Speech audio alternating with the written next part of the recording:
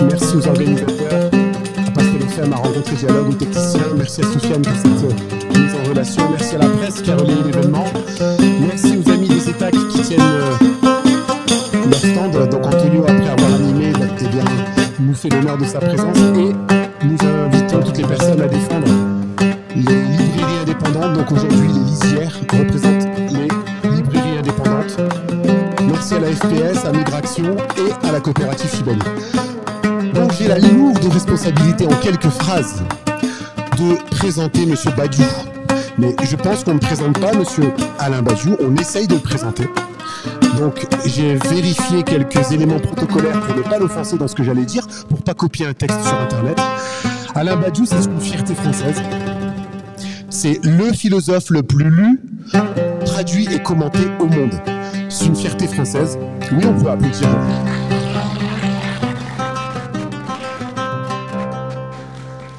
Donc Alain Badiou est né au Maroc, à Rabat.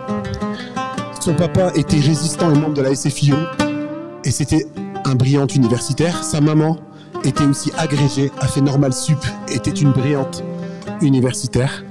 Aujourd'hui, il est demandé aux quatre coins du monde. Il est arrivé lui-même premier à l'agrégation, premier à Normal Sup. Et Alain Badiou, ce que j'ai pas voulu copier sur Internet, c'est la phrase suivante. C'est notre Noam Chomsky à nous. C'est notre Edouard Saïd à nous. C'est une fierté de voir quelqu'un qui, malgré les tempêtes, n'a jamais renoncé à son idéal, à ses convictions, malgré les opportunités, malgré le contexte, malgré les enjeux politiques. Il appelle les gens à la révolution pour plus d'égalité et pour un monde plus juste. Alain Badiou, bienvenue à Roubaix. Merci aux organisateurs d'avoir permis cet événement. Merci aussi à Alain Badiou d'avoir fait le déplacement. Il aurait pu y avoir plusieurs livres sur lesquels on aurait pu discuter, notamment Éloge de l'amour, traduit dans 20 langues différentes. Aujourd'hui, on va s'arrêter sur un livre autobiographique qui est Mémoire d'outre-politique. Et la première question, en tout cas les deux premières questions sont philosophiques, celles que je vais vous poser. Je reviens sur trois mots qui ont été utilisés dans le livre et qui peuvent un petit peu traduire votre pensée. Le premier mot sur lequel j'aimerais revenir, c'est la question de la volonté. La volonté, vous la traduisez dans votre ouvrage comme étant ce qui vous permet d'accéder aussi à une certaine indépendance. Comment concrétiser votre indépendance. Le deuxième mot qui revient aussi, c'est la question de l'événement. L'événement qui est ce qui coupe la subjectivité. Je vous laisserai le redire différemment.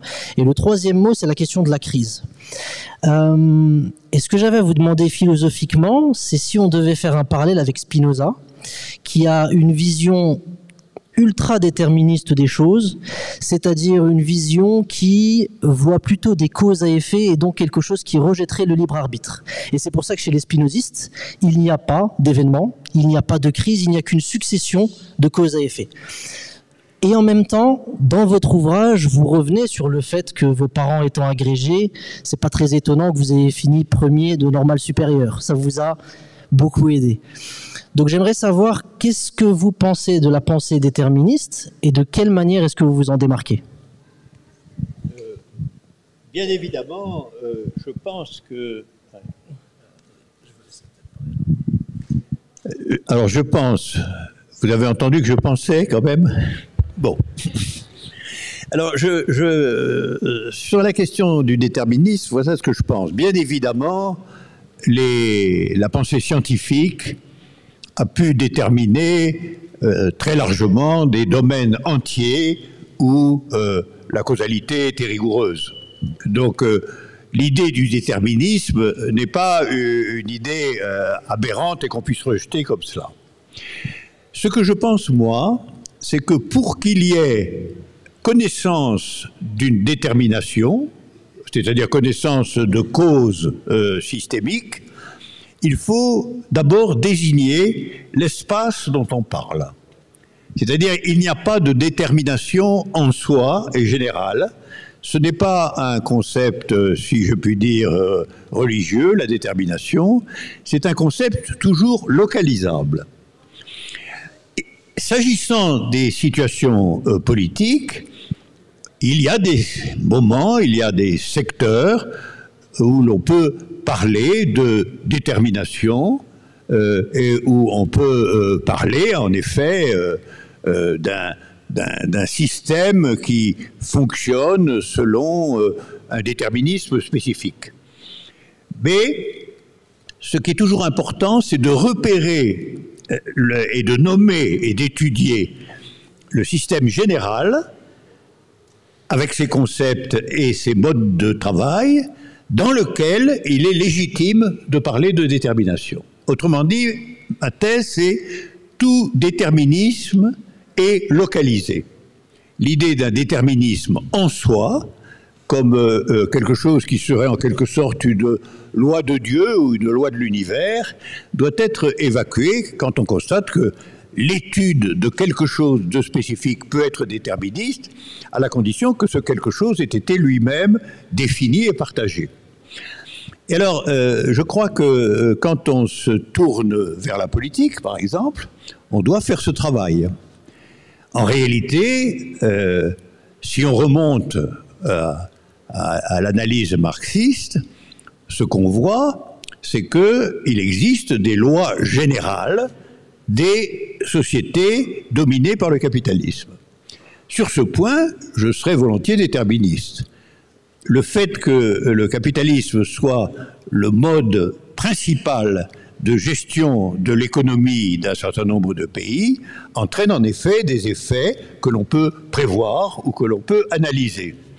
Mais ça ne veut pas dire que tout ce qui est économico-politique relève de ce déterminisme-là, ou même d'un déterminisme quelconque.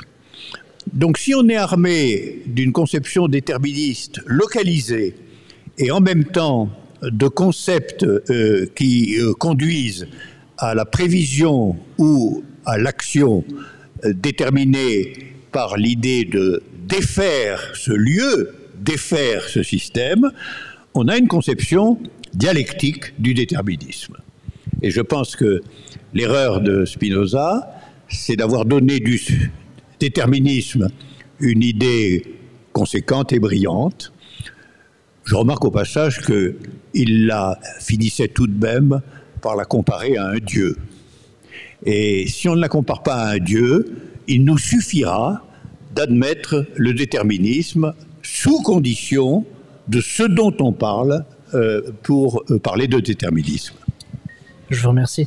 La deuxième question philosophique, ou en tout cas qui traverse votre œuvre, c'est la question des procédures de vérité que vous avez établies au nombre de 4. Donc les 4 procédures de vérité, c'est l'art, la politique, l'amour et la science.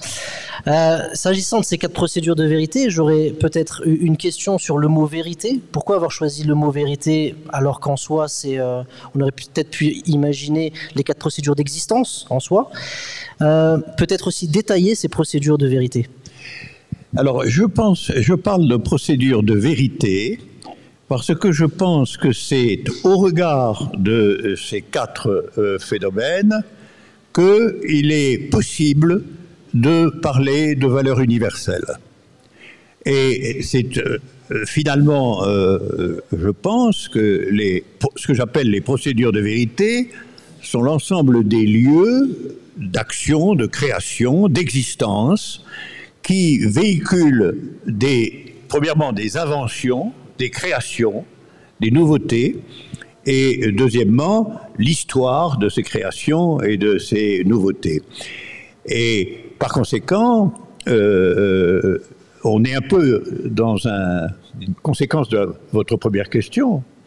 Ce que j'appelle des procédures de vérité sont des événements internes à des domaines, événements qui sont réellement des événements créateurs, c'est-à-dire qui ne relèvent pas immédiatement des mêmes principes que le même événement ailleurs ou autrement. Et ceci est très évident pour la recherche scientifique lorsqu'on invente quelque chose, ou quand même on bouleverse complètement quelque chose. Quand au XVIIe siècle, l'astrophysique prend un élan qui n'a plus rien à voir avec ce qui était ainsi appelé auparavant. C'est exactement ça aussi que lorsqu'il y a des inventions de caractère politique. Par exemple, la démocratie parlementaire bourgeoise au XVIIIe siècle, ou par exemple le communisme prolétarien au XVIIIe, XIXe. Et donc, cette idée de la procédure de vérité est solidaire de votre précédente question. C'est-à-dire, c'est en fait l'espace possible de création. Un espace qui n'est pas, où la détermination n'interdit pas la création, l'invention ou la nouveauté. Alors évidemment, c'est évident dans l'œuvre d'art, c'est évident dans l'invention ou le mouvement des sciences, depuis les mathématiques jusqu'à la physique, comme on sait, mais je pose aussi que ça a valeur dans la politique, au regard précisément des déterminations dégagées, par exemple par le marxisme. La politique peut exister comme invention d'un nouveau monde, et c'est aussi égal dans la relation amoureuse, parce que la relation amoureuse invente aussi localement un mode de rapport entre sujets créateur et original. Très subsidiairement, très court, quelle place vous accordez à la spiritualité parmi les 4 procédures de vérité? J'aurais envie de vous demander ce que vous appelez spiritualité. Alors, la place de l'apport religieux ou même la place de la foi en tant que telle, la foi des individus à l'échelle de l'humanité. D'ailleurs, je pense que pour s'engager dans une procédure de vérité, nous avons besoin en effet de savoir en quel sens elle est libre et créatrice. Parce qu'elle se présente aussi, au départ, comme comportant toutes sortes de déterminations. Si on fait des mathématiques, il y a toute une histoire des mathématiques, il y a tous des protocoles, des règles qu'il faut savoir et répéter. Et c'est pareil pour les 3 autres procédures de vérité. Mais quand vous êtes un militant politique, quand vous êtes un chercheur en physique, quand vous êtes un créateur dans l'art, et donc de l'intérieur de l'ensemble de ces déterminations, vous vous retrouvez dans la situation dont je parlais. D'un côté, il y a dans tout cela quelque chose de déterminé, ou de déterministe même, il y a un acquis, il y a des créations anciennes, il y a des traités, il y a des livres, et en même temps, dans cet espace-là, la créativité est possible. Créativité artistique, créativité scientifique, créativité politique, et dans l'amour, inventivité portant sur le rapport à l'autre. Création d'un espace d'expérience de rapport à l'autre qui est sans rival. Je vais maintenant aborder la question d'un système politique et j'aurais besoin que vous développiez sur ce que vous pensez de la démocratie. J'y reviens parce que je sais que la démocratie, notamment par exemple pour les militants écologistes, est la solution ou le système qui permettra de créer l'instabilité s'agissant du capitalisme. Le capitalisme fonctionnant quand même sur une stabilité, c'est-à-dire la stabilité des circuits, la stabilité du mode de marchandisation ou du marchandisme. la démocratie serait censée créer cette instabilité nécessaire à un monde nouveau. Et en même temps, vous êtes très critique de la démocratie, mais je ne sais pas si vous êtes critique de la démocratie ou de nos démocraties. Je préférais ne pas apparaître comme un critique radical de la démocratie. C'est un peu risqué par les temps qui courent. Mais je peux me défendre contre ce type de conséquences en indiquant de façon très simple que si l'on appelle démocratie, comme la démocratie tente de le faire, toute politique qui, au fond, a pour devise liberté, égalité. Toute politique qui instaurerait une figure de l'État compatible, en réalité, avec liberté, égalité, fraternité. Je pense que on se trompe parce que, d'une certaine manière, les politiques que nous connaissons aujourd'hui et qui se réclament de la démocratie ne répondent pas à cette question. Ils ne répondent pas positivement à cette question. Il n'est pas vrai, dans le monde que nous connaissons, que la politique soit un lieu d'invention et de liberté. C'est un lieu, au contraire, particulièrement régulé, et un monde dans lequel les catégories de l'action sont elles-mêmes constamment surveillées par la totalité existante.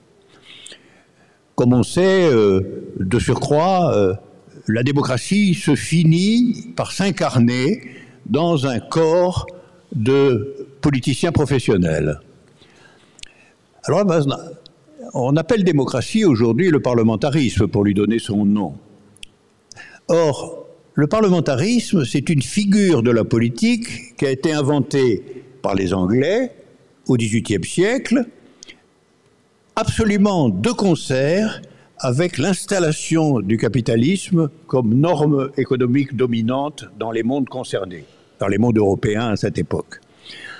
Et donc, je pense qu'il faut plutôt partir de l'idée que l'espace général est normé par le capitalisme et que, en réalité, la démocratie, au sens politique du terme, le parlementarisme, le système électoral, etc., est en réalité la procédure politique la plus adaptée, la plus appropriée au capitalisme lui-même.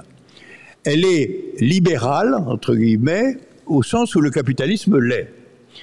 Et par conséquent, quand on parle de démocratie, il faut tout de même préciser de quoi on parle. Je ne pense pas qu'on puisse donner comme exemple de démocratie le système politique qui est le nôtre en Occident, parce que c'est un système politique de façon évidente dans toute son histoire, destiné à créer la consolidation interne et politique dans certains pays à partir en réalité des privilèges du capital. C'est pourquoi d'ailleurs ce sont les démocraties qui se sont montrées, dans deux circonstances c'était absolument flagrant, qui se sont montrées premièrement férocement coloniales pendant toute leur histoire et encore aujourd'hui, et d'autre part porteuses de rivalités conduisant à des guerres absolument sanglantes sans précédent. Rien que ces deux incidents, si je puis dire, devraient créer la suspicion sur la valeur du dispositif parlementaire en politique. C'est-à-dire l'idée qu'on nomme les représentants de la politique, mais en réalité, là aussi, c'est un peu comme ce que je disais au début, on nomme les représentants de la politique, mais en réalité, on le nomme sous des lois rigoureuses de ce qu'ils seront en état de faire. Le rapport entre eux et la loi de la totalité est un rapport rigide. C'est un rapport rigide, finalement normé par le mouvement des affaires économiques. Voilà qu'on peut dire sur ce point. Vous évoquez dans votre livre la façon dont vous grandissez en tant que jeune homme et en tant que militant, et vous décrivez un petit peu vos expériences sensibles. Il semble y avoir un tournant au moment de la guerre d'Algérie. Et j'aurais voulu savoir, donc, si vous pouviez revenir sur ce contexte, qu'est-ce que ça a été finalement la colonisation, la guerre d'Algérie, et pourquoi est-ce que ça a eu cet impact sur vous? Je pense que la colonisation a été, comme déjà les marxistes de la fin du XIXe siècle tentaient de le penser, la colonisation a révélé, d'une certaine manière, en même temps qu'elle le faisait de façon obscure, le caractère extrêmement suspect des régimes parlementaires qui la prenaient en charge. C'était quand même un régime de l'oppression immédiate et directe de populations entières qui ne se justifiaient, y compris dans leur propagande immédiate, que comme étant la source de grands profits capitalistes. Donc, si on examine l'ensemble de la production du capitalisme à partir du XVIIIe siècle jusqu'à aujourd'hui, on voit clairement que le colonialisme en a été une colonne vertébrale pendant un temps assez long, et que cette expérience du colonialisme est une expérience qui révèle quand même quelque chose de la vérité qui nous surmonte. C'est pourquoi dans le livre, j'explique que la guerre d'Algérie, dont j'étais un contemporain, la guerre d'Algérie a été révélatrice pour moi. Elle a été au fond l'expérience à partir de laquelle je m'engage dans la pénétration du caractère réel de notre régime politique. Et j'ai été d'autant plus poussé que, comme on peut le savoir historiquement, le gouvernement qui a donné un coup d'accélérateur à la guerre, qui a toléré les horreurs qu'il y a dans toutes les guerres coloniales, était le gouvernement de Guy Mollet, c'est-à-dire d'un socialiste. Et ça m'a beaucoup affecté parce que je me considérais moi-même, en tant que fils de mon père aussi, comme un probable militant socialiste. Et j'ai buté sur la guerre d'Algérie, comme tout d'un coup on le fait sur une suspicion de quelque chose auquel on était prêt de se soumettre. À partir de là, je suis devenu, non pas socialiste, mais communiste à ma façon, et farouchement anticolonial, les deux choses étant en somme liées. Et ma conception politique d'ensemble a été bouleversée au sens où je me suis dit, ce n'est pas du côté de la représentation qu'on peut trouver la vérité politique. La vérité politique est toujours active et non pas représentative. Et un régime qui se présente comme représentatif ne sera pas un régime approprié, et c'est à tort qu'il se proclame démocratique. Vous revenez dans le livre sur la question des apparences. D'ailleurs, c'est un passage qui m'a fait sourire. Vous dites que c'est notamment votre père qui, puisque vous en parlez, c'est votre père qui vous a appris à vous méfier des apparences. C'est vrai qu'en apparence, c'est Alain qui est né en France et Soufiane qui est né au Maroc, et pourtant c'est l'inverse. C'est Soufiane le jeune marié et vous qui êtes mariés depuis plus longue date, et pourtant c'est vous le jeune marié depuis 1 an. Mais, je voudrais, sur cette particularité, je veux dire que je me suis marié avec une femme avec qui je vivais depuis 50 ans. C'est donc un mariage conclusif, en un certain sens. Voilà. Et du coup, ça me fait revenir à cette phrase, parce que je pense l'avoir compris, mais j'en suis pas certain. Donc la citation exacte, c'est « Mon père m'a appris à se méfier méthodiquement des apparences en politique ». Oui, je crois que c'est un peu ce que j'essayais de dire, mais sous une forme synthétique.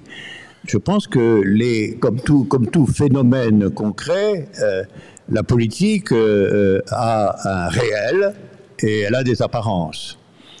Et je pense que la politique que nous connaissons, c'est-à-dire la politique parlementaire, veille de façon aussi constante que possible à préserver son apparence, qui est, nous sommes démocratiques, puisque nous donnons la parole au peuple tout entier pour décider qui va gouverner le pays. Et je pense que ce type d'apparence est fictive en dernier ressort, parce que derrière cette apparence, il y a un réel qui est au fond que le système doit toujours être remanié de façon à conserver en tout cas son armature capitaliste. Et de ce point de vue-là, en effet, on peut se laisser prendre à une apparence de liberté et de démocratie, là où au contraire on est en train de se réembaucher dans l'acceptation comme une nécessité absolue de la domination du capital en dernier ressort. Voilà pourquoi je pense... Alors, mon père, qui était un socialiste, mais qui était quand même un vrai socialiste, m'a appris que, y compris à l'échelle qui était la sienne, il était maire de Toulouse pendant 15 ans. Et donc, il avait aussi, à lui, un contact, si je puis dire, actif et militant dans les fonctionnements de la société tout entière. Et il m'a appris, sans en faire une théorie détaillée, que la politique était un milieu où les apparences l'emportaient sur la réalité. C'était sa formule. Et j'ai mis du temps à la comprendre, mais je la comprends bien maintenant. C'est-à-dire l'apparence, à savoir l'apparence démocratique, le vote, etc., dissimule en réalité la reproduction d'une structure générale systémique dont le secret est du côté de l'économie et pas du côté du vote. J'ai senti ça chez mon père et depuis, c'est resté ma boussole. Je vais revenir sur aussi la question des identitaires parce que je pense qu'elle s'inscrit en miroir de ce que vous développez. Lorsqu'on parle d'amour, vous dites que c'est aussi la recherche de la singularité. On vit une époque où il y a une recherche d'uniformisation. Est-ce que cette façon par laquelle on est dans une recherche d'uniformisation chez les identitaires, y compris dans le racisme, est-ce que ça n'est pas précisément l'inverse de l'amour? Surtout que ce paradoxe s'inscrit dans le fait qu'on a établi comme étant vrai et juste que les partis d'extrême droite en France, ils aiment la France. Ce qui serait un sorte de paradoxe par rapport à l'amour que vous décrivez. Donc quelle analyse vous avez de cette réalité politique? Bien, je pense véritablement que l'amour est un bon exemple sur ce plan, parce que l'amour, c'est véritablement une procédure de vie qui, dans son intensité propre et véritable, est éminemment dialectique, parce qu'elle concerne la question de comment se construit une unité saisissante d'une diversité radicale. Et la diversité radicale n'est pas simplement, comme on sait, homme-femme, mais elle est tout simplement la différence radicale entre deux sujets. Et deux sujets, c'est deux sujets. Ça ne deviendra jamais un sujet. Donc le problème du mariage et de l'amour, c'est de bâtir une séquence vitale dans laquelle, d'une certaine manière, il y a une absolue reconnaissance de l'autre comme sujet, sans exigence d'une identité ou d'une fusion. Et donc, l'amour, c'est d'une certaine façon quelque chose qui vous enchante dans l'élément de la différence. Alors bien sûr, il y a eu des doctrines de l'amour contraires à ça. L'amour a toujours été attaqué. En réalité, si on regarde de près, l'amour a toujours été un combat. Il est toujours attaqué dans la famille, dans la société, dans les récits.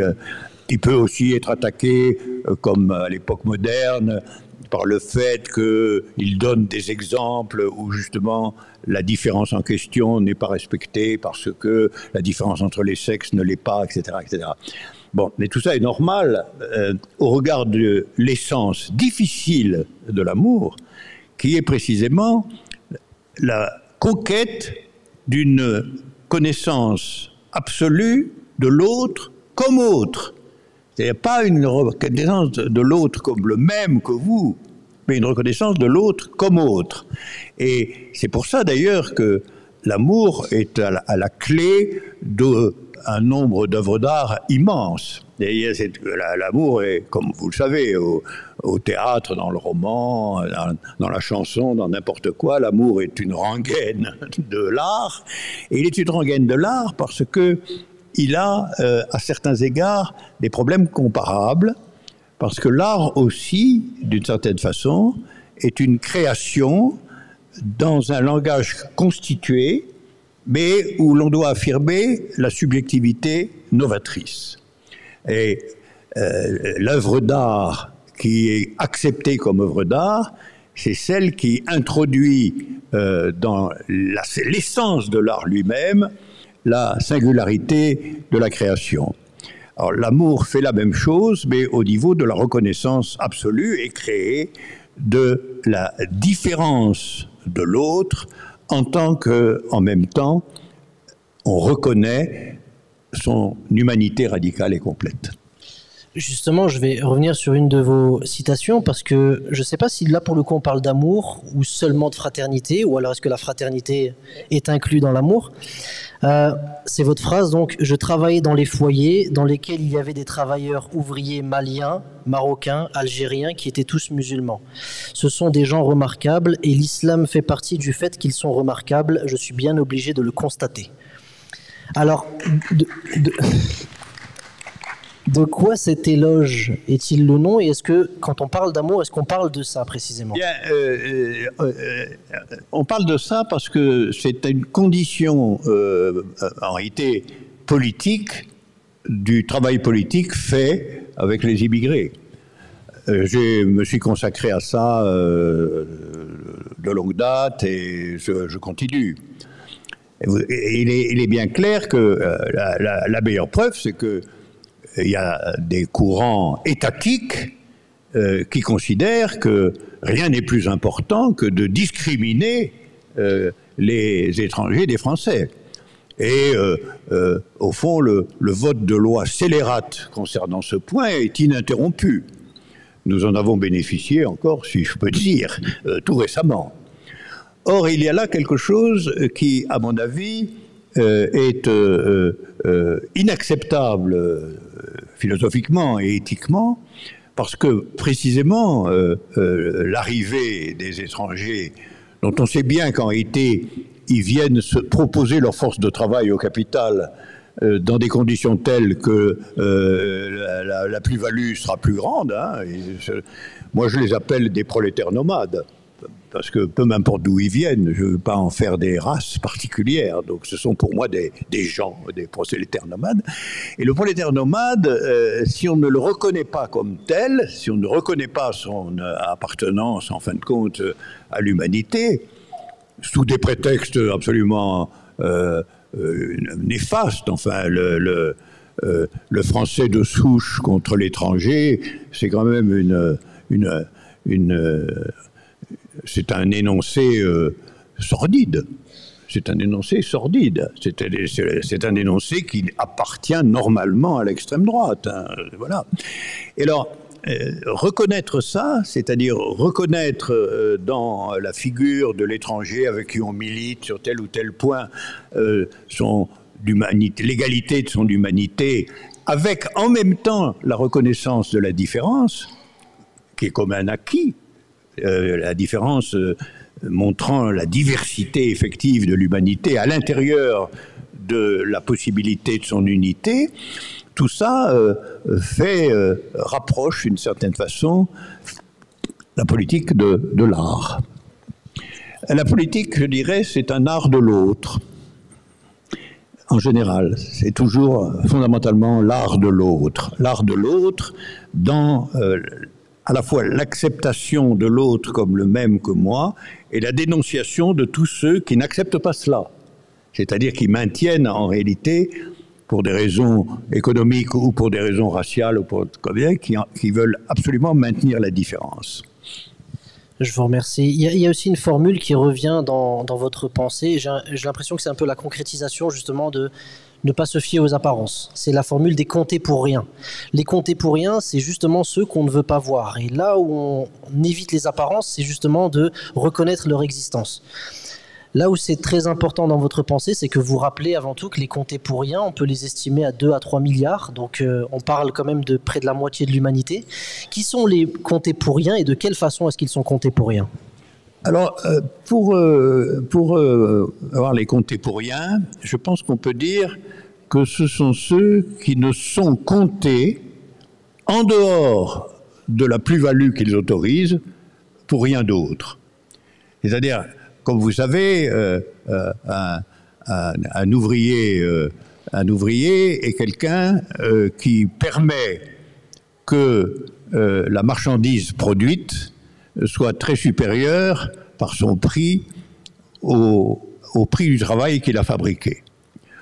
C'est le secret immémorial du capitalisme que de faire travailler les gens de telle sorte que ce qu'ils produisent par leur travail, c'est la marchandise, que le prix de la marchandise surpasse absolument en temps de travail, en valeur du temps de travail, ce qu'a été le temps de travail de la fabrication. Et on va payer par conséquent l'ouvrier de façon très inférieure à ce qu'on va tirer de son travail. Ça s'appelle la plus-value, et Marx a montré que la plus-value, c'est le cœur, c'est le noyau vivant et fondamental de la société.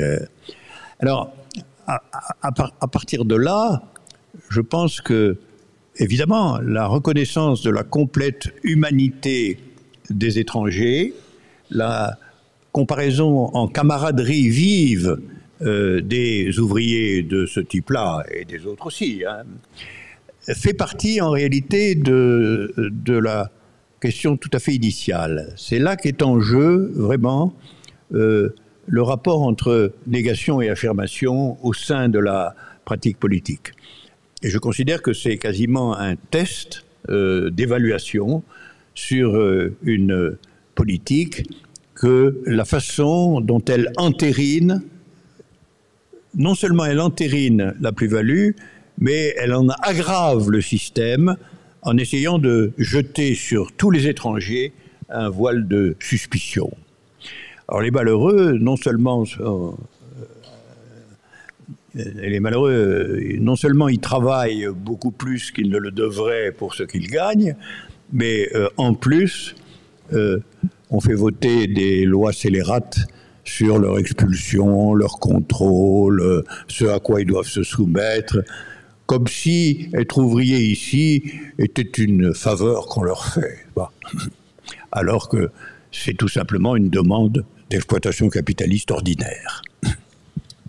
C'est ce que vous disiez aussi, pour que je reste sur ce point, s'agissant des comptés pour rien, à l'échelle même de l'humanité, ceux qui ne produisent rien et ne consomment rien. Donc il existe aussi tout un pan de l'humanité, et encore une fois près de la moitié, qui n'existe pas dans un monde capitaliste. Oui, absolument. Et c'est les comptés pour rien, il veut dire, c'est ça. Parce que d'une certaine manière, le capitalisme intrinsèquement ne désigne, lui, comme humanité, que ses possesseurs actifs ou leur soutien. Et à la rigueur, les ouvriers, mais sous condition absolue qu'il n'y ait aucune défaillance, aucune querelle sur le système de la plus-value. Et par conséquent, c'est vrai que quiconque n'est ni ouvrier rentable, ni possesseur à sa manière d'une part du capital, tendanciellement, pour un bourgeois cohérent, tendanciellement n'appartiennent pas à l'humanité. Parce que l'humanité, c'est soit la genèse du profit, soit sa dépense.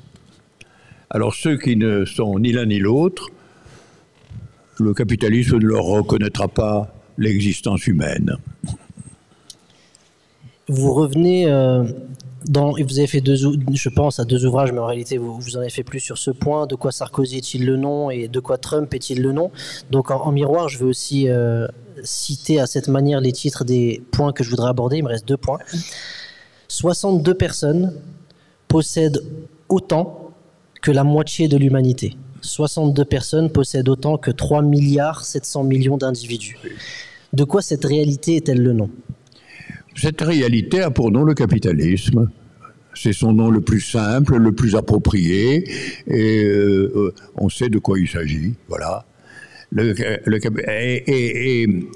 je voudrais revenir sur des questions d'avant. Il est très frappant que c'est cette reconnaissance capitaliste d'une inégalité absolue comme nécessaire, comme inévitable, la création d'une véritable aristocratie financière à échelle mondiale, qui soit par ailleurs, je ne sais pas comment dire, accompagnée de l'argument que là est le régime démocratique, le régime libre, etc. C'est un régime infiniment même plus exclusif de toute une partie de l'humanité que ne l'ont été la plupart des régimes antérieurs. Et simplement, il a réussi, le capitalisme, il a réussi, avec notamment la démocratie politique apparente, il a réussi à dissimuler le fait que le ravage qu'il commet quant à l'égalité de l'humanité tout entière est sans précédent. J'ai une question, puisqu'on connaît aujourd'hui l'actualité à Gaza et en Palestine de manière générale. Dans votre livre, vous avez vécu les bombardements pendant la Seconde Guerre mondiale. Alors je vais vous citer. Un bombardement comme celui qui m'a réveillé dans le mugissement des sirènes, la tornade du vacarme ambiant, le tonnerre des bombes, l'incertitude totale quant à la destination exacte des projectiles, les énormes incendies, la nécessité de se blottir au fond du jardin pour éviter autant que possible que la maison vous ensevelisse dans ses ruines. Oui, un bombardement est un moment de pure terreur. Alors j'ai envie de poser la question par rapport aux Palestiniens. Est-ce que c'est aussi parce que vous avez vécu ça que vous avez une empathie particulière à leur égard? Et puis en même temps, intellectuellement, encore une fois, de quoi est-ce que vivent les Palestiniens? De quoi est-ce que c'est le nom, là aussi? Alors là, il faut remonter un peu l'histoire de la chose. Moi, ma vision que j'ai de l'état actuel de ce conflit, on en parlera. Mais la vision que j'ai de cette histoire depuis le début, c'est que il faut se souvenir des conditions dans lesquelles l'État d'Israël a été créé. Et par qui il a été créé. C'est en réalité une créature de l'Occident capitaliste. C'est une créature des États-Unis, de la France, de l'Angleterre, etc., qui ont pris cette décision pour marquer un point victorieux sur l'épouvantable massacre de Juifs qu'avaient commis les Allemands. Donc en réalité, c'est une compensation créatrice à un des ravages les plus sordides de la guerre mondiale achevée. Et c'est pour cette raison que la coalition occidentale pour la guerre mondiale a décidé de donner raison à la revendication d'un État particulier, d'un domaine particulier, où les Juifs du monde entier trouveraient abri et sécurité. Mais ça, c'est une conséquence de la guerre mondiale. Mais installer ce domaine là où il a été installé, c'était en même temps se défaire de toute responsabilité dans l'affaire. Moi, je dis quelquefois, pour agrémenter tout ça, au fond, puisque c'était une revanche sur le massacre allemand des Juifs, il aurait fallu ouvrir aux Juifs et donner aux Juifs la Bavière. Et non, mais je veux dire, implanter cette affaire qui est un bilan d'une guerre mondiale atroce entre occidentaux et soviétiques, la fourrer dans le Moyen-Orient, je regrette. C'est une décision coloniale. C'est une décision pour ne pas être embêté par cette affaire, pour l'installer loin, dans des pays qui n'ont rien à voir avec ça. Et alors que l'antisémitisme le plus violent qui ait jamais existé était une affaire européenne. Et c'était du point de l'Europe elle-même qu'on aurait dû normalement la régler, la soutenir et lui donner une légitimité, alors qu'on l'a expatriée dans des conditions qui sont quand même, comme toujours en Occident, se dédouaner ailleurs des problèmes d'ici. C'est donc, c'est mon premier point, c'est un problème pourri dès le début. C'est un problème dont la solution est pourrie dès le début. Et on le voit, évidemment, par le fait que c'est un lieu ininterrompu de guerre, de conflits, de décisions, de remembrement, de transformation, etc., etc., avec aussi des agents de ça qui surgissent, qui ne sont pas particulièrement séduisants. Hein. Je ne prononcerai pas ici un éloge du Hamas. Je sais que lorsqu'une affaire est pourrie, elle finit par l'être des deux côtés en cause, parce que c'est une affaire qui est déséquilibrée par rapport à ce qu'elle aurait dû être. Ça, c'est le premier point que je veux dire. À part ça, les massacres de population par l'aviation sont des choses horribles. Voilà. Ce sont des choses horribles et elles ont été inventées par les Occidentaux aussi. Parce qu'il faut se souvenir, le bombardement américain des villes allemandes était aussi un massacre systématique de civils. C'était pas un procédé de guerre normal. On n'en parle pas beaucoup de tout ça. Mais les 2 bombes atomiques lâchées sur des villes japonaises, c'était un massacre colossal, un des plus grands massacres qu'aucune guerre ait jamais connu. Dans les 2 cas, derrière, on a les Américains. Bon, ben, ils sont passés. Ils sont passés. Mais il faudrait s'en souvenir tout de même. Il faudrait s'en souvenir. Et à la lumière de tout ça, ce que je pense, au point où en est la situation, c'est qu'il faut quand même imposer d'une manière ou d'une autre qu'il y ait à la création, soit au pire de 2 États clairement définis et avec des frontières tracées, soit éventuellement même, ce serait quand même l'idéal, un seul État avec 2 religions. Parce que pourquoi accepter que l'étatisme puisse être lié aux religions? On pourrait imaginer qu'un État constitué serait d'accord pour que 2 religions et 2 types de populations y coexistent. Ça serait une bonne sortie de cette horrible affaire. Ma dernière question, c'est sur l'avenir du monde, de façon un peu spéculative potentiellement, mais est-ce que vous direz que vous êtes inquiet pour l'avenir du monde, puisque vous évoquez ou vous envisagez qu'il puisse y avoir une 3e guerre mondiale entre notamment la Chine et les États-Unis? Et est-ce que, de manière générale, vous êtes optimiste ou non? Sur le destin général de l'humanité dans son courant actuel, je ne peux pas être optimiste. Je ne peux pas être optimiste pour des raisons simples. En réalité, il y a aujourd'hui constitution d'un marché mondial. Le marché capitaliste est un marché mondial. Les produits circulent de la Chine aux États-Unis, etc. Et le dollar est une monnaie dominante à échelle planétaire. Donc il y a une espèce de capitalisme installé à échelle mondiale dans la rivalité sur un point qui est qui va dominer ou contrôler ce marché mondial.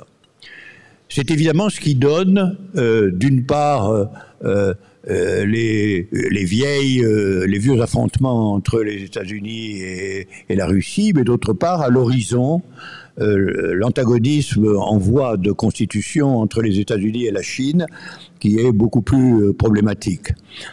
Donc, je ne suis pas optimiste parce que je vois bien que pour l'instant, rien ne se lève contre le point qui est que la question mondiale à l'ordre du jour, c'est qui gouverne le marché mondial, qui dirige le marché mondial, qui tire les profits maximum du marché mondial. Ce que je traduirais négativement en disant le point désolant du jour, c'est la quasi-totale disparition, sauf de façon complètement dispersée, de la pensée communiste. C'est-à-dire de la pensée qui s'attaquerait directement au monopole capitaliste sur la planète avec les rivalités qu'il entretient. Et donc, je suis inquiet de la faiblesse, en réalité, de l'anticapitalisme contemporain depuis que les États communistes ont échoué, en réalité, ce serait une autre discussion, ont échoué à l'installer de façon stable et historiquement défendable. Pour l'instant, les leçons du passé nous indiqueraient que cette question du monopole d'un pays sur le marché mondial est une question qui conduit à la guerre. C'est le cas typique de la guerre de 14. La guerre de 14 a consisté à l'opposition de la paire franco-anglaise aux Allemands sur une question très précise qui était en réalité le partage colonial de l'Afrique. À l'arrière de la guerre de 14, vous avez le fait que les Allemands ont été exclus par le duo franco-anglais de l'accès normal et pathologique aussi à l'Afrique néocoloniale, Afrique coloniale. Et c'est ça qui a déclenché réellement, bien plus que l'affaire alsacienne qui existait depuis, qui a déclenché le processus inéluctable de la guerre de 14. Je pense qu'aujourd'hui, cette question se repose. Qui va gouverner le marché mondial? Les États-Unis sont habitués à le faire. Leur monnaie, le dollar, est un peu la monnaie universelle, mais ils pensent qu'ils ont trouvé, en la Chine notamment, un adversaire d'autant plus redoutable qu'il a passé par-dessus bord son communisme. Et donc il est redoutable capitalistiquement. Et du coup, il me semble que la guerre flotte à l'horizon, qui sera une guerre entre États-Unis et Chine, c'est-à-dire à la fin des fins, une guerre entre Occident et Orient, quoi. Mais se posera alors une question qui, sur le rapport entre l'ensemble et la particularité, est une question tout à fait angoissante. Est-ce que si cette guerre se déclare, sera-t-elle capable, ou désireuse même, de ne pas utiliser les armements nucléaires? Ça, c'est la question la question des guerres est transformée par ça. Parce que les guerres où on emploiera vraiment l'arme nucléaire seront des guerres dont les dégâts en vie humaine seront énormes. Alors, par conséquent, ce qu'il faut, c'est que quand même, ce qu'il faut faire à l'échelle où on peut le faire, et on en a parlé déjà un peu ici, c'est de réhabiliter l'idée communiste. La réhabiliter, pas du tout dans la forme qui consisterait à dire c'est l'héritière de la Russie, c'est l'héritière de la Chine, etc., mais dans la forme que Marx lui donnait inauguralement, et qui n'a pas été respectée loin de là, bien au contraire, elle a été contredite, dire la forme qui est l'humanité peut s'organiser dans les conceptions qui sont les siennes autour d'un dépérissement de l'État. Autrement dit, l'idée que l'ordre humain est voué à l'État est ce que l'hypothèse communiste contredit explicitement. Et de ce point de vue-là, aucun des partis communistes qui sont arrivés au pouvoir n'a été marxiste jusqu'au bout, parce qu'ils n'ont pas été du tout dans cette logique.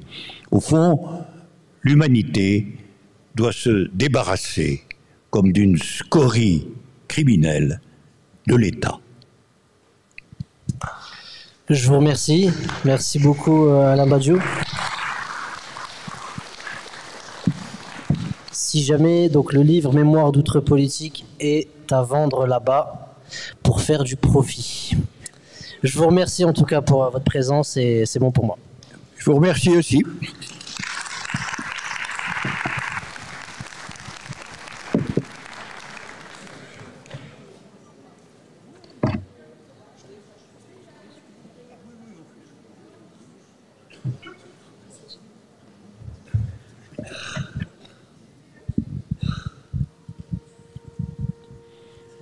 Alors c'est lui qui a dans ses questions. J'attendais la validation, on peut prendre quelques questions dans la salle. Donc on a encore un peu de temps à rester avant de donner la parole à la coopérative Sulani et de rappeler les stands de la FPS, des ETAC. Donc qui est la première personne? C'est toujours difficile pour la première personne.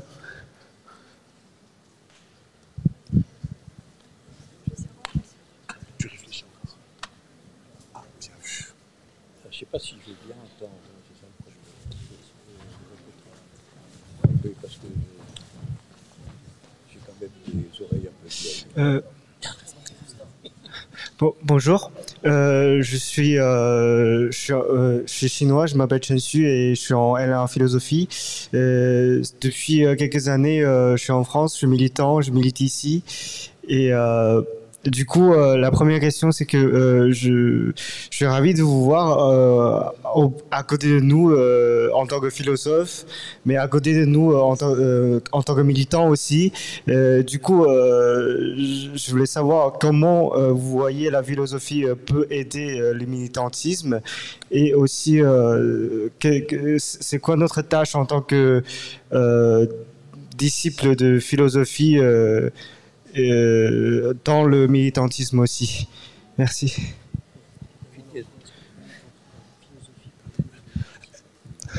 Est-ce que vous souhaitez répondre question par question ou un groupe de questions, Monsieur Badiou? Oui. Écoutez, moi, j'ai une vision de la philosophie selon laquelle elle est en fait corrélée à la politique depuis le début. Il faut quand même bien voir que les livres fondateurs de la philosophie, prenons Platon, prenons Aristote, prenons Spinoza, prenons à peu près n'importe qui, sont tous des entreprises qui se couronnent par la détermination d'une politique. Et c'est tous qui finissent par prendre position, avec difficulté parfois, mais de façon très, très claire et très organisée, sur la question du considérée finalement comme ultime, d'une certaine façon, sur la question de l'organisation générale d'une humanité qui se conformerait aux principes d'existence et de vie que la philosophie a dégagés. Hein. Et donc, le lien entre philosophie et politique est originaire. Après, on a une longue histoire, qui est une histoire assez compliquée, dans laquelle quelquefois des entreprises philosophiques ont cherché à s'éloigner de cet objectif, par le trouver peut-être exorbitant, etc. Bon, en réalité, on en est encore ici, à ce point. Si on prend le dernier grand philosophe connu en France, qui est Sartre, il a consacré sa vie à la politique aussi. Enfin, donc on voit bien, de Platon à Sartre, en passant par Hegel et tous les grands philosophes, il y a un lien organique entre la détermination philosophique, même quand elle est étayée par la science, et la politique. Et je pense qu'aujourd'hui, de ce point de vue, on est renvoyé avec d'autant plus de force à ce lien entre politique et philosophie que, d'une certaine façon, la politique est devenue une question extrêmement obscure. C'est-à-dire qu'on en a parlé ici, c'est-à-dire que la politique est réduite, en réalité, à la question du pouvoir d'État. Alors que, normalement, si je puis dire, c'est-à-dire anormalement, la politique telle que la voit vraiment la philosophie devrait être orientée vers la disparition de l'État. C'est la raison pour laquelle je pense que la corrélation entre philosophie et politique est dans une nouvelle phase, mais qu'elle demeure tout aussi insistante. Bonsoir. Êtes-vous toujours, à une époque, vous étiez maoïste. Êtes-vous toujours maoïste? Partagez-vous toujours les conceptions staliniennes de ce régime politique? Vous avez soutenu aussi les Khmers rouges et Pol Pot. Quelles conclusions tirez-vous de vos opinions passées?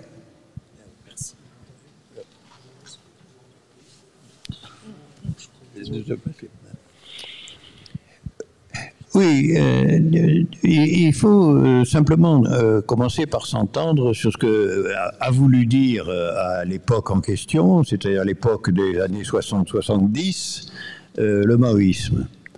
Le maoïsme a été en réalité la seule orientation communiste encore au pouvoir qui prenait une distance radicale avec le paradigme de l'Union soviétique. C'est-à-dire la révolution culturelle, elle est née dans l'élément constitutif, historiquement, de ce qui a été, dès les années 50, la querelle, on en a les textes, entre la Chine et la Russie sur ce qu'était réellement le communisme et qu'est-ce que ça pouvait être que l'État communiste. À partir de là, à un moment donné, dans les aventures du personnel politique chinois, s'est levée une préoccupation d'élimination de Mao, enfin, ou de distance ou de réduction à rien de Mao, parce que Mao semblait peu rallié à cette vision des choses, et il y était aussi peu rallié que dans les aventures de la révolution culturelle plus tard, quand on demandait à Mao mais comment il se fait que vous soyez que vous dénonciez la bourgeoisie? Où est la bourgeoisie aujourd'hui en Chine? Et Mao a répondu, la bourgeoisie est dans le Parti communiste. Donc, c'était bien dans le paradigme de la lutte des classes que le maoïsme se constituait, en considérant que la dégénérescence étatique des grands États communistes, à commencer par l'Union soviétique, mais finalement en passant par la Chine elle-même, il y avait une dégénérescence étatique qui faisait que, loin de s'orienter vers le dépérissement de l'État, ces communismes mettaient à l'ordre du jour la permanence indéfinie de ce qu'on pourrait appeler l'État-parti, ou le parti-État. Voilà. Alors j'appelle maoïsme cette séquence politique qui a permis de voir plus clair sur le destin historique des États communistes et d'éclairer finalement les raisons pour lesquelles aujourd'hui le communisme a pratiquement disparu de la préoccupation politique générale et que c'est devenu un mot du passé. C'est devenu un mot du passé parce que, effectivement, il n'a pas su du tout dominer une de ces conditions pourtant prescrites par le marxisme, qui était il n'y a communisme que quand il y a, et sous la condition qu'il y ait, un progressif dépérissement de l'État comme tel. L'État est définissable comme étant toujours l'instrument des possédants. Et il l'est ici plus que jamais. Et faute d'avoir traité cette question, qu'est-ce qui est arrivé aux États communistes sans exception? La création d'une nouvelle classe de possédants.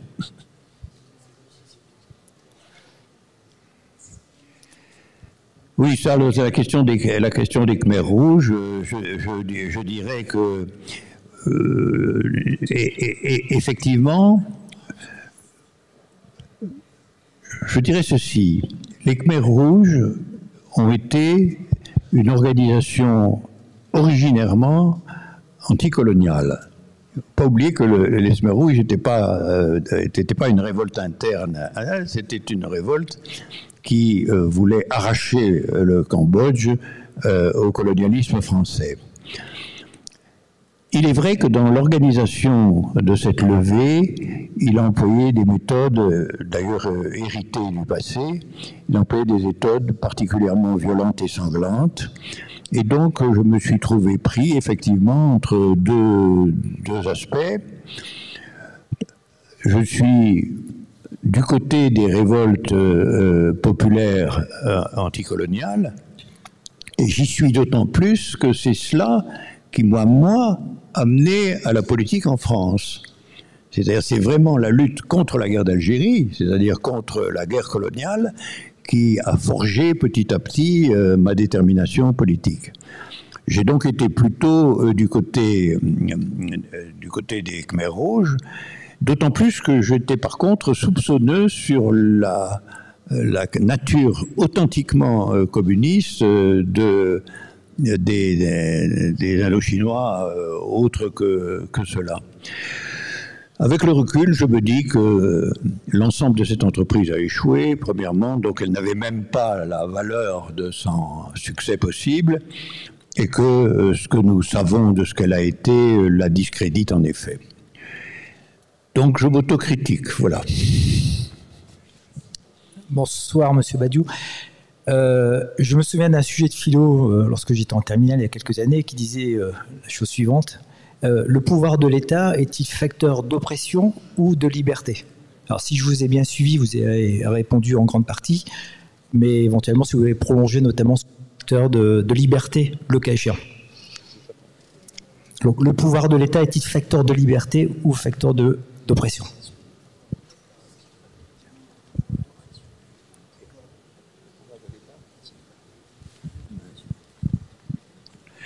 Alors la question est une question dialectique assez complexe parce que quand on parle de l'appareil d'État, on parle de toute une histoire qui a donné, qui a mis dans l'expérience des régimes étatiques ultra centralisés et despotiques, des régimes étatiques plus libéraux, des régimes étatiques liés au parlementarisme, etc. Donc les figures de l'État sont différenciées. Et il peut arriver à un moment donné que sur une partie définie de la situation collective, l'État soit une protection de persécution contre eux. On peut très bien imaginer un État, par exemple, qui protégerait entièrement une minorité juive de différentes persécutions par rapport à des États qui, au contraire, comme l'État nazi, organiseraient cette persécution. Donc dans la vie de l'État, il y a certainement des moments où l'État apparaît comme une composante nécessaire en termes d'autorité, tout simplement, pour empêcher des choses inacceptables. Mais le protocole du dépérissement de l'État prend en compte, évidemment, cet aspect des choses. C'est-à-dire, il ne dit pas qu'il faut qu'il n'y ait rien qui régule, d'une certaine façon, les rapports internes à la société, mais que ça ne doit pas prendre la forme d'un État séparé. Ça doit donc prendre la forme, nécessairement, de décisions qui sont toutes élaborées et appliquées dans une démocratie beaucoup plus proche de la réunion locale. Et en particulier d'un pouvoir qui serait un pouvoir authentiquement populaire et non pas un pouvoir représentatif. L'affaire a été très vive en Russie. Je rappelle souvent que après la Révolution, enfin, lorsque les bolcheviks étaient au pouvoir et que Lénine est rentré de l'étranger, il est descendu du train en disant « tout le pouvoir aux soviets ». Tout le pouvoir aux soviets. Et la direction du parti qui était en train de l'attendre a reculé épouvantée parce qu'elle pratiquait tout le pouvoir au parti.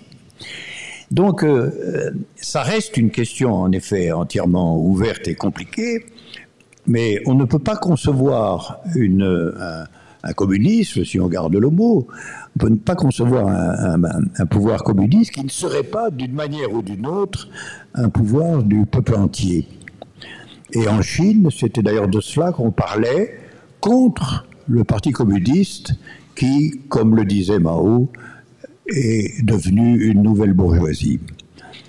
Donc nous savons maintenant que la figure du parti-État séparé des organisations populaires de base est une orientation dont nous savons qu'elle aboutit à un échec. Ça ouvre un chantier un chantier de travail, actuellement. Bonsoir. Vous avez évoqué effectivement une prise de décision, une forme de démocratie au plus près du terrain, au plus près de la population. Là, le seul problème, c'est que ce système-là, si on le substitue au système actuel, comment il s'organise? Parce que de toute façon, la prise de pouvoir se fera, quel que soit le cas de figure, elle se fera parce qu'elle ne sera pas sur le plan politique, mais elle sera sur le plan économique. Et comment s'organise-t-elle si effectivement on veut la substituer à un pouvoir étatique centralisé? Comment elle peut s'organiser? J'ai pas compris. Vous n'avez pas compris? J'ai pas entendu. Bon, je vais rapprocher le micro. Je disais tout simplement que la disparition, effectivement, d'un pouvoir étatique doit être remplacée. Enfin, il y a un autre pouvoir qui se substituera à elle sur le plan démocratique. Mais comment il va se substituer au pouvoir central ? En respectant effectivement le fait que les décisions soient au plus près du peuple. Comment on peut le faire? Par exemple, le système suisse ne fonctionne pas aussi bien que ça. Et on y retrouve à l'intérieur des pouvoirs dans un système qui ne devrait pas relever de pouvoirs locaux. Donc, comment il s'organise? Ce qui dit, c'est que le système... Super, c'est voilà. Comment être certain que ce système ne fonctionnera pas exactement de la même façon au sein d'un système Il faudrait pour le savoir deux choses. Premièrement, une étude minutieuse de comment s'est réellement passée la transformation de l'État dans les régimes communistes existants. Ça, c'est une question qui, à ma connaissance, est posée dans son abstraction, mais n'est pas étudiée dans son détail. On sait simplement une chose, c'est que la médiation de cette corruption, parce qu'il faut l'appeler une corruption, la médiation de cette corruption qui, au lieu de faire de la situation une situation commune, comme dit communiste, après tout, situation commune et du commun, comment se fait-il qu'on arrive finalement à une figure despotique et centralisée? Ce que l'on peut malgré tout savoir, c'est que la médiation de cette affaire a été la conception du parti. Et donc, toute l'attention aujourd'hui de la politique doit se concentrer sur la question de l'organisation.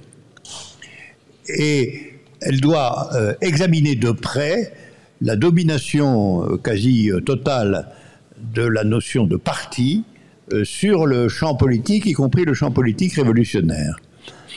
Et au fond, je pense que ce n'est pas par hasard que Lénine a dit tout le pouvoir aux soviets. Je pense qu'il était déjà dans l'idée que le communisme, ça n'était pas le pouvoir du parti. Ça ne pouvait pas être réduit au pouvoir du parti. Le parti était l'instrument pour mettre au pouvoir les assemblées populaires inaugurales du communisme en Union soviétique, à savoir tout le pouvoir aux soviets. Alors, évidemment, aucune expérience pour l'instant n'a validé cette vision des choses. C'est donc une entreprise historique à long terme, mais il faut au moins étudier de très près, historiquement, comment il se fait qu'on est passé justement des soviets à la centralisation étatique, et surtout, comment il se fait que la centralisation étatique finit inéluctablement par un régime de la société très éloigné des objectifs du communisme. Et ça, c'est un programme. C'est un programme de travail. C'est pas une chose que, si j'avais la solution, je vous la donnerais. Hein. Mais c'est une chose qui doit nous requérir véritablement de très près, de façon à la fois historique, conceptuelle, philosophique. On peut l'aborder par tous les bords, mais c'est notre question politique. Parce que si on ne résout pas ce problème, ce qu'on va avoir, ça va être une guerre meurtrière dont ne sortira probablement rien de constructif. Bonsoir Monsieur Badiou, merci beaucoup. Bonsoir à toutes et tous. Je voudrais revenir sur un point de votre exposé. Quand vous parlez à un moment donné du cas Israël-Palestine, j'ai une double question en fait par rapport à ce que j'ai pensé de vos écrits, en me disant, face au cas palestinien, ne pensez-vous pas qu'un mouvement de libération nationale est nécessaire face à l'oppression coloniale israélienne? Et ne pensez-vous pas dans la même ligne que lorsque vous évoquez une solution à 2 États, j'en veux pour preuve la colonisation israélienne en Cisjordanie, on officialisera tout simplement, ni plus ni moins, qu'un régime d'apartheid? Merci. Je pose une question, après je vous donne la parole.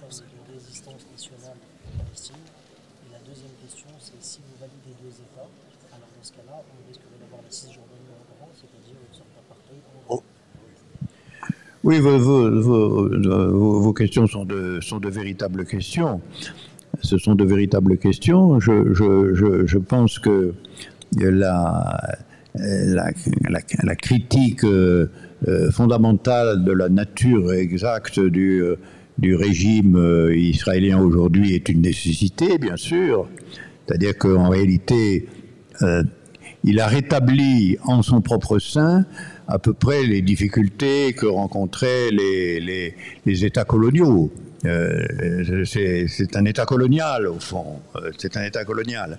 Alors, si on veut qu'il y ait autre chose que cet État colonial, il faut évidemment intervenir vigoureusement contre l'existence de cet État colonial. Mais comment ça peut être fait? Comment ça peut être défait? Le problème est que le problème est un problème dont le règlement, depuis toujours, est international. C'est aussi une question compliquée, ça. C'est une création internationale, l'État d'Israël. Les premières figures qui ont finalement contribué à l'installation plus ou moins souterraine de l'idée d'un État, mais de 2 États, etc., ça a été aussi débattu à échelle d'ensemble. Et puis aujourd'hui, ça se prend une forme guerrière, destructrice, abominable, sans qu'en réalité on puisse voir les États réagir de façon significative ou proposant quelque chose, tout simplement. Et donc c'est une situation abandonnée pour l'instant. C'est une situation abandonnée et je crois que c'est catastrophique. Je ne vois... Voilà. Donc je suis d'accord pour dire, si on demande comment, il faudrait de toute façon, je pense, prendre des règlements observables sur les épisodes actuels de la guerre. Si on laisse faire tout ça, on va se retrouver avec une situation qui répétera à l'infini les malheurs et les massacres actuels. On va prendre après 2 dernières questions et vraiment on doit arrêter pour respecter le timing. Et après je demande à sur la création de 2 États, je dis ça parce que en vérité, on est toujours tenté de donner une solution, enfin de proposer une solution étatique. Mais je trouve terrible qu'on se trouve acculé dans une situation qui confronte des groupes humains comme cela à l'idée de 2 États.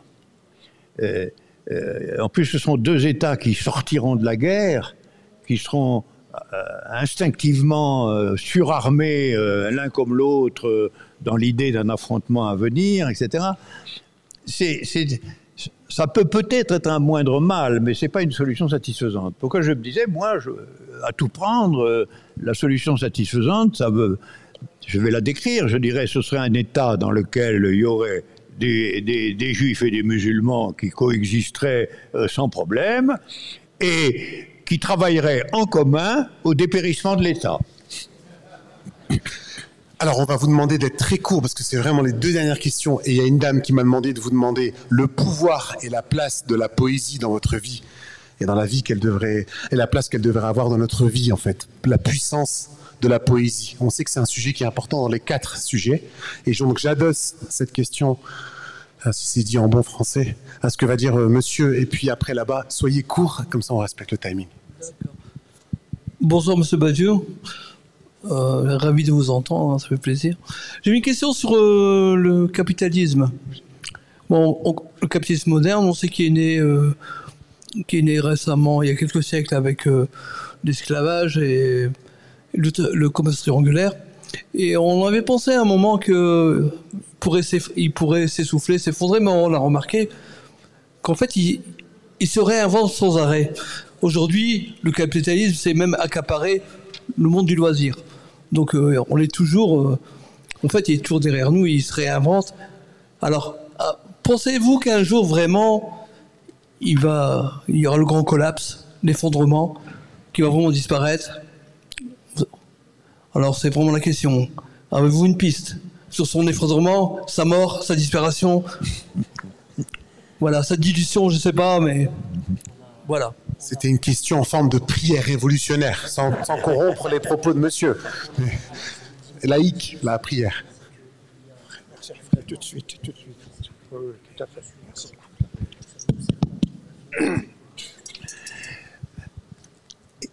Ce que je pense, c'est que l'écroulement du capitalisme demande la renaissance d'un communisme approprié à la conjoncture. Parce que le communisme est le seul adversaire constitué du capitalisme. C'est la seule façon. Et par conséquent, d'une certaine manière, c'est une entreprise qui ne permet pas de répondre de façon immédiate à votre question, parce que cette question implique que quelque chose comme une force à la fois organisée, mais intellectuelle, mentale, etc., se reconstitue sur les décombres du vieux communisme et dont on a assisté progressivement à la mort étatique. Et de cette phase devrait résulter, effectivement, une doctrine effective, réelle, du dépérissement de l'État, comme d'une certaine manière, c'était la vision obligatoire de Marx. C'est en particulier une des leçons qu'il tirait de la Commune de Paris. La Commune de Paris lui avait déjà donné le sentiment que on pouvait se laisser prendre, y compris les révolutionnaires communards s'étaient en partie laissés prendre à la question d'une capture de l'État comme étant le but de la révolution. Et Marx intervenait en disant, en fin de compte, la révolution prolétarienne, c'est quand même la dissolution de l'État au profit d'une gestion des choses qui ne serait pas dans la figure policière d'un État central, etc., etc. Alors on en est là. Et moi, je pense que, pour commencer, il est quand même opportun de réactiver cette vision des choses, au moins. De ne pas la laisser mourir au profit, en assistant par ailleurs au déclin et à la disparition des quelques États qui se réclament encore du communisme et qui, j'en fais le pari, sont en train de ne plus s'en recommander.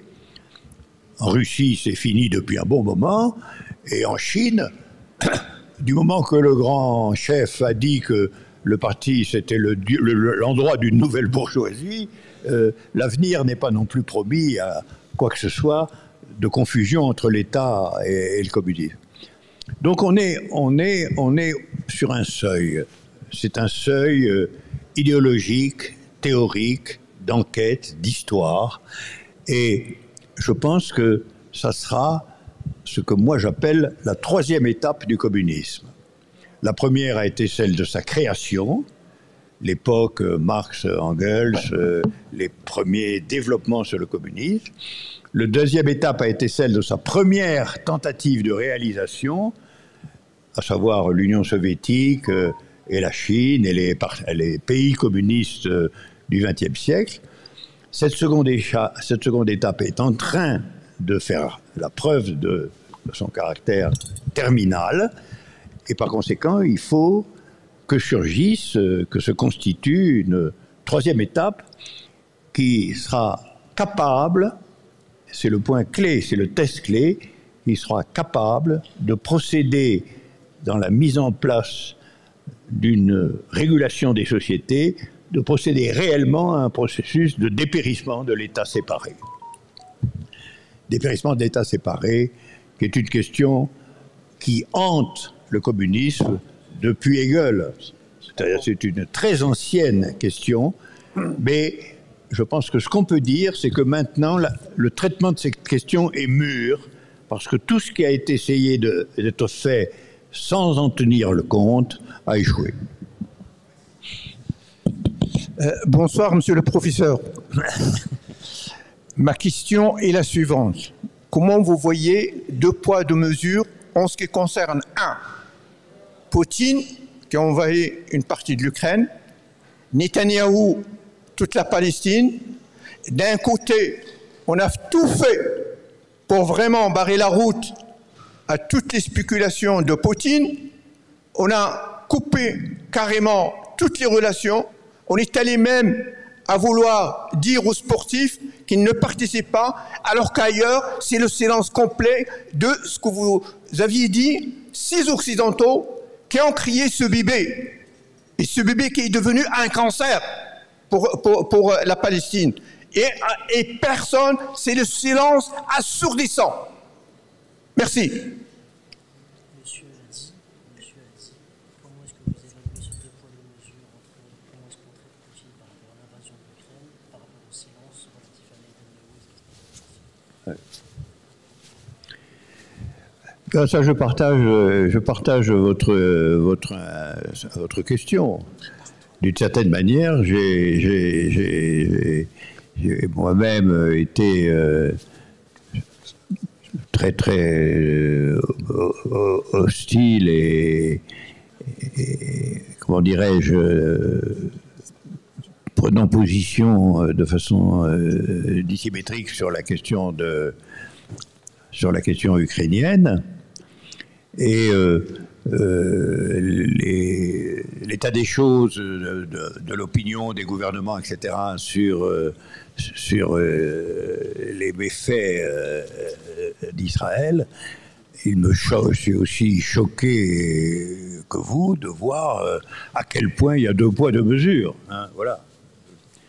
Mais il y a deux poids, deux mesures, tout simplement parce que, d'une certaine manière, ce qui se passe en Israël et dans les environs est régulé par les Occidentaux. C'est pour ça que c'est un état des choses dans lequel il sera extrêmement difficile de revenir parce que c'est considéré en réalité comme une partie de l'Occident contemporain Israël. Ça n'est pas du tout considéré comme l'est la Russie, comme un adversaire potentiel. C'est au contraire considéré comme on considérait autrefois une colonie. C'est-à-dire c'est un pays occidental émigré, je veux dire, on pourrait dire un pays occidental installé là. Et après tout, pendant longtemps, les colonies c'était ça aussi. On n'y traitait pas vraiment les infamies qui s'y passaient. Et là, c'est pareil. C'est-à-dire que d'une certaine manière, il y a une appartenance occidentale de l'État d'Israël qui remonte à sa fondation et qui a été constante tout du long de son existence. Tout le monde sait que les États-Unis, mais aussi finalement tous les pays occidentaux, ont largement financé l'État d'Israël, ont continué à le financer alors que la guerre était déclarée, etc., etc. Donc Israël est considéré comme une terre qui, d'une certaine manière, relève de l'Occident, alors que les autres sont traités comme les habitants coloniaux du pays. Hein, on voit bien. Par conséquent, il est absolument certain qu'il n'y aura rien de changé de façon radicale dans cette situation dans le Moyen-Orient, tant que d'une certaine façon, il y aura ce sentiment occidental d'appartenance d'Israël au système occidental. Et donc, finalement, si on essaie de gratter l'inconscient de tout ça, ça confirme que c'est une situation coloniale. C'est-à-dire que, finalement, quand la France est intervenue en Algérie contre le soulèvement anticolonial du FLN, elle a aussi considéré, en fait, que l'Algérie française était une partie du territoire national. Et il a fallu des années et des années pour que l'insurrection patriotique algérienne soit finalement reconnue comme telle et qu'on parle avec elle de façon raisonnable. Là, je pense qu'il y a un phénomène un peu du même ordre. C'est-à-dire les Américains, les Français un peu moins, les Anglais un peu plus, considèrent en réalité l'État d'Israël comme une des modalités de leur puissance au Moyen-Orient. Et donc ils n'ont pas envie d'en partir, et ils n'ont pas envie que cet État se définisse autrement que comme un État para-occidental. Or ça bloque tout issue, exactement comme bloquait tout issue l'idéologie de l'Algérie française au moment où on était en plein conflit, en pleine guerre en Algérie. Et je pense que ça, c'est quand même... Ah oui, pardon. Que ça, c'est quand même une leçon sur toujours replacer une question dans sa situation d'ensemble et de ne pas la réduire à sa particularité. C'est-à-dire que là, ça nous amène tout de suite à la question, mais finalement, pour quelle raison exacte cette guerre existe, et surtout pour quelle raison exacte est-elle si fondamentalement acceptée par toute une partie des États occidentaux? Alors on peut remonter jusqu'à le fait que ce sont les États occidentaux qui ont décidé de l'existence d'Israël après la guerre mondiale, mais il y a plus que cela. Il y a, au fond, le rapport que l'État français avait avec les Français d'Algérie pendant la guerre. Les Français d'Algérie étaient quand même un argument important pour considérer que la guerre était une guerre juste. Et pour que ce soit abandonné, il a fallu des péripéties considérables.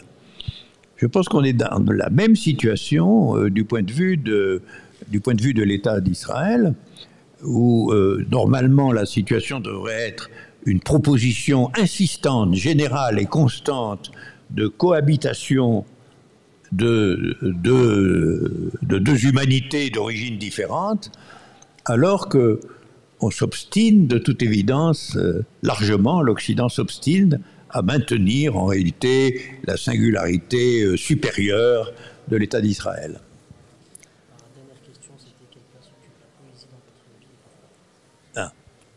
Alors on va terminer par la poésie. Ah, super, parce que justement le syndicat des poètes n'était pas content de la passe. Oui.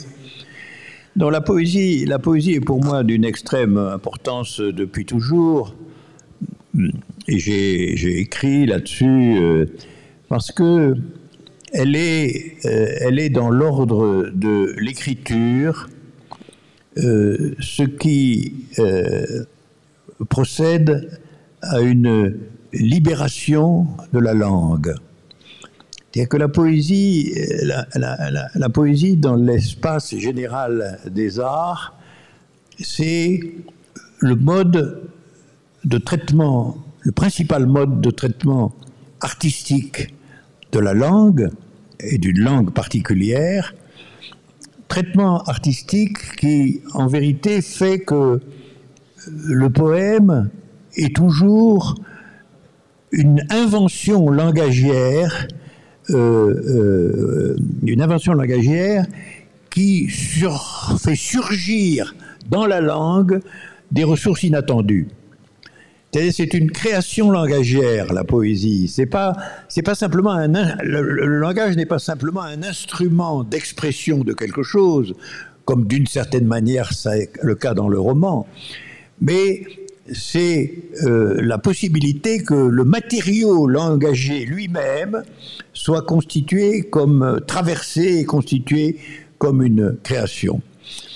C'est donc la poésie est toujours quelque chose qui invente la langue, qui réinvente la langue à l'intérieur d'elle-même. Et c'est la raison pour laquelle c'est une création, et à l'intérieur des arts en général, une création qui est particulièrement significative de ce que j'appelle les procédures de vérité, c'est-à-dire les procédures qui mettent en évidence la possibilité de quelque chose qu'on ne savait pas possible à proprement parler, mais qui voit entrer ensuite dans le régime des possibilités. Et la poésie, c'est ça. Ce qui me fascine, c'est toujours la question que je me pose, est-ce que la poésie existe depuis toujours? Je trouve dommage que nous ayons des peintures néolithiques et pas de poèmes néolithiques.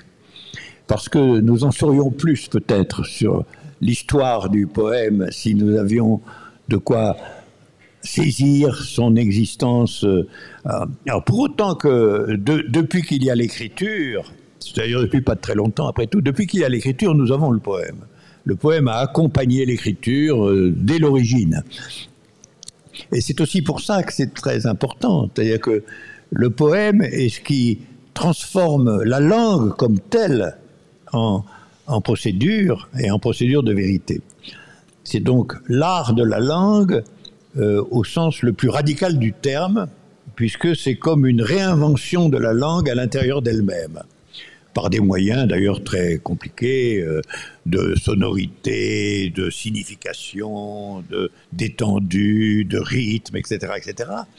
C'est une réinvention de la langue en tant justement qu'elle véhicule des vérités nouvelles.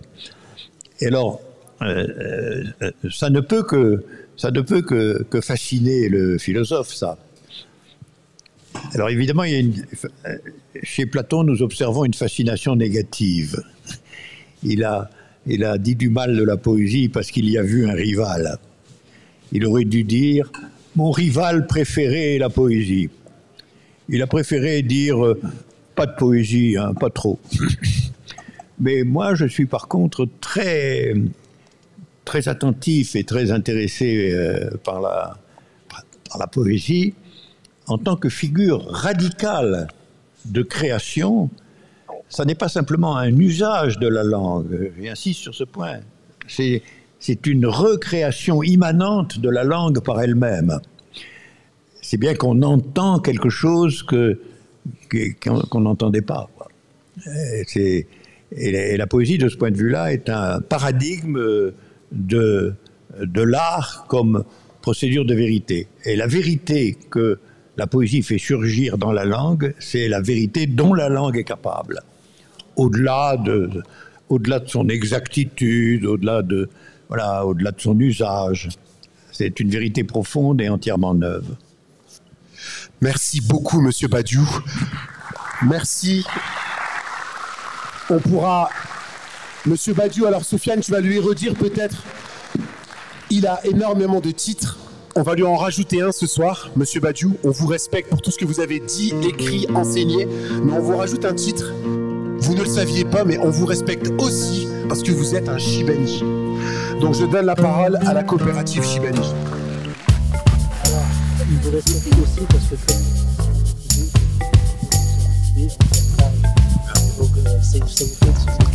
donc ça vous fait